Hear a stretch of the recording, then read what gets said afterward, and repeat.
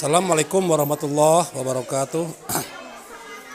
Hari ini kita hari pertama yaitu untuk mengadakan penelitian mengenai Masjid Al-Jamhari yang ada di daerah Liok, Garut Kota. Berikut juga kami akan mengadakan penelitian untuk masalah usaha yang ada di sekitarnya seperti Panti Asuhan Harapawan dan SD Muhammadiyah 1 dan 2. Kami berlima beranggotakan saya Taufik Saleh, saya Kansa Wilbina, saya Rifanida Alyam Kita, saya Selvian Ramdhani, saya Dasitri Sulistiawati. Demikian untuk laporan pertama yaitu mengenai hari pertama kunjungan kita ke Masjid Jamhari yang ada di Liok, Garut Kota. Perjalanan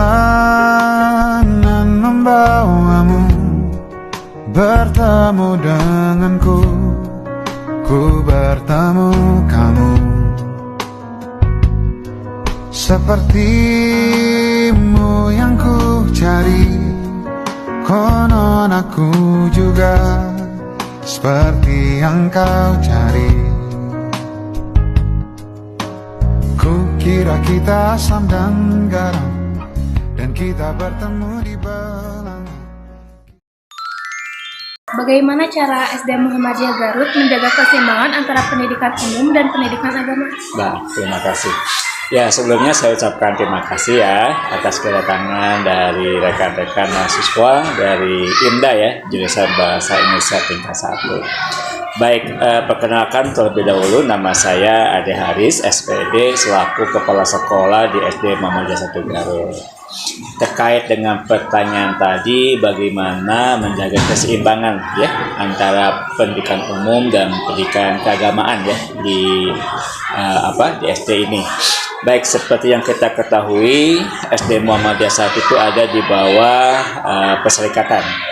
Dan sebagaimana kita ketahui juga bahwa pendidikan yang ada di Perserikatan itu mempunyai 2 buah kurikulum. Yang pertama dari kurikulum nasional, yang kedua adalah kurikulum khas dari Perserikatan yang kita kenal dengan ISMUBA, Al-Islam, Muhammadiyahan, dan Bahasa Arab, gitu kan. Sehingga dengan adanya 2 kurikulum tersebut itu sangat membantu kami dan malahan menjadi sebuah unggulan dari sekolah kami dibandingkan dengan sekolah-sekolah yang lainnya. Sebab apa? Yang tadi ya, bahwa pemahaman tentang Islam, bahasa Arab, Muhammadiyahan, dan hal yang lain itu sudah tertampung dalam kurikulum yang kami selenggarakan, sehingga keseimbangannya insya Allah bisa terus terjaga dan menjadi sebuah prioritas bagi sekolah kami untuk mengembangkan pendidikan yang ada di SD Muhammadiyah 1 ini gitu.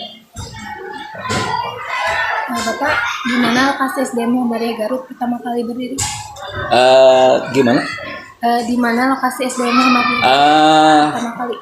Untuk lokasi pertama kali di sini. SD Muhammadiyah 1 itu bisa disebut sebagai awal berdirinya Aum Pendidikan yang ada di Kabupaten Garut. Berdiri tahun 1958. Awalnya dari sebuah madrasah sekolah agama, Al-Hidayah dulunya gitu kan. Seiring dengan waktu dan tuntutan zaman, akhirnya mengalami pengembangan, bukan perubahan. Pengembangan dibuka juga untuk sekolah umum yang waktu itu masih namanya sekolah rakyat. Nah, ya gitu. Sekolah agamanya masih jalan juga sampai sekarang. Sekolah agama itu di sore hari jam 2. Nah, gitu. Jadi pertama kali Aum Pendidikan adanya di sini, di Liok. Berkembang gitu ya. Malahan bisa dibilang ini adalah tempat yang bersejarah untuk pengembangan dari Muhammadiyah itu sendiri, baik untuk Kabupaten Garut atau malahan sampai ke tingkat nasional gitu. Banyak tokoh-tokoh nasional yang dulu pernah di sini gitu.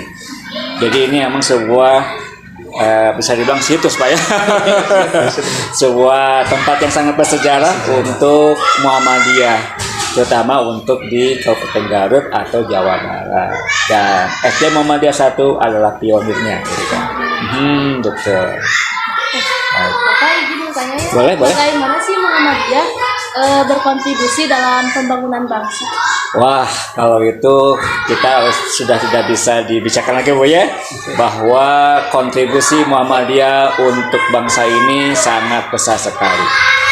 Kalau bisa dibilang Muhammadiyah itu salah satu pendiri dari bangsa ini. Banyak tokoh-tokoh Muhammadiyah yang telah mengorbankan ya, baik dari sisi ide, gagasan, pemikiran sampai ke nyawanya gitu untuk bangsa ini. Dan itu menjadi sebuah hal yang terus dijaga ya oleh Muhammadiyah, pimpinan pusat Muhammadiyah untuk pembangunan bangsa dan negara ini. Banyak aum pendidikan, kesehatan dan hal yang lainnya yang sangat membantu untuk kemajuan bangsa dan negara ini gitu, ya. Kalau boleh tahu Bapak, siapa sih tokoh pendidikan Muhammadiyah yang terkenal? Baik, itu sangat banyak. Sangat banyak sekali tokoh pendidikan Muhammadiyah. Ya untuk sekarang mungkinnya alhamdulillah salah satunya diangkat menjadi Menteri Pendidikan Dasar dan Menengah Pak Abdul Muti. Sebelum juga banyak sekali terutama para tokoh nasional ya. Bisa misalkan Pak Haidar Nasir juga itu bisa dibilang adalah tokoh pendidikan, termasuk pendiri Muhammadiyah itu sendiri. Sebab awal berkembangnya Muhammadiyah lewat pendidikan, yaitu Kiai Haji Ahmad Dahlan. Kalau di Garut sendiri Tokoh Muhammadiyah lah ya. yang dulu pencetus di sini. Itu teh kita kenal dengan Pak Mualim Fauzi gitu ya, Mualim Uzu gitu ya. Itu banyak sekali tokoh-tokoh yang terawal dari sini Pak, termasuk para pendiri dari Arkom itu sendiri. Itu sekolahnya dulu di sini gitu kan. Jadi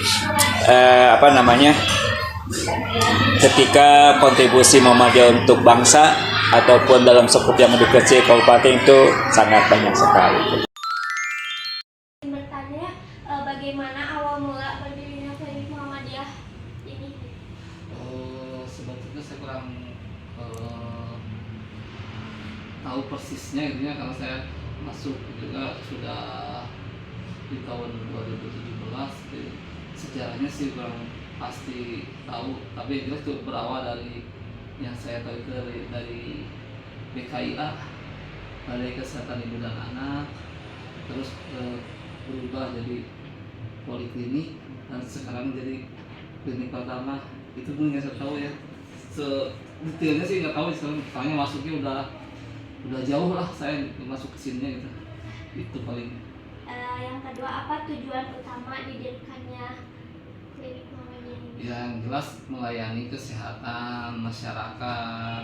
Awalnya sih di lingkungan Muhammadiyah itu sendiri, tapi sekarang seiring perkembangan waktu melayani seluruh masyarakat, khususnya di wilayah ini kecamatan kelurahan Siwalen gitu. Itu sih itu yang. Bapak, satu pertanyaan lagi ya, apa yang membedakan klinik Muhammadiyah dengan klinik lainnya? Pada prinsipnya sama ya, setiap klinik itu melayani kesehatan masyarakat, cuman yang membedakan kita praktek pagi sore gitu. Yang jelas yang dominan bedanya itu ya kita lebih ke pelayanan yang yang berbasis keislaman gitu ya, mungkin itu karena sesuai dari amanat dari Muhammadiyah itu sendiri, melayani dan melayani sepenuh hati khususnya untuk anggota Muhammadiyah itu sendiri. Bismillahirrahmanirrahim. Di sini saya akan menanyakan terkait IPM kepada Ahsan. Boleh dijelasin gimana IPM? Baik, IPM itu singkatan dari Ikatan Pelajar Muhammadiyah yang mana didirikan pada tahun 18 Juli 1961 di Surakarta. Nah, kalau berbicara tentang IPM itu berawal dari keresahan dan juga ada keinginan untuk membentuk suatu organisasi di kalangan pelajar. karena pada waktu itu belum ada organisasi Muhammadiyah yang melek dan juga bergerak di bidang pelajar, yang mana pada waktu dulu yang ada itu adalah organisasi yang di bawah naungan non Muhammadiyah, yaitu OSIS. Nah, untuk sejarahnya tentu telah melewati berbagai dinamika yang cukup panjang, dari pergantian nama dari IPM, IRM, kemudian IPM lagi sampai sekarang. Nah, tentu itu menjadi poin yang perlu kita pahami. Nah, tentu di Garut pun tidak terlepas dari keinginan untuk menghadirkan suatu organisasi yang berada di tingkat pelajar. Untuk pertanyaan kedua, apa aja kegiatan rutin yang dilakukan atau dilaksanakan di IPM? Kalau kegiatan itu menyesuaikan keinginan dan juga kebutuhan. Karena di IPM itu ada berbagai bidang. Ada bidang yang bergerak di bidang perkaderan, agama Islam, pengetahuan dan juga olahraga. Nah, salah satu contoh kegiatannya misal di bidang keagamaan kita menghadirkan kajian. Misal dari bidang olahraga kita menghadirkan kegiatan turnamen. Dari bidang pengetahuan misal kita menghadirkan seminar dan juga sebagainya. Dan masih banyak lagi kegiatan yang dirasa itulah masing-masing kebutuhan. Itu akan berbeda-beda. Baik, terima kasih atas penjelasannya. Mohon maaf apabila banyak kekurangan. Assalamualaikum warahmatullahi wabarakatuh.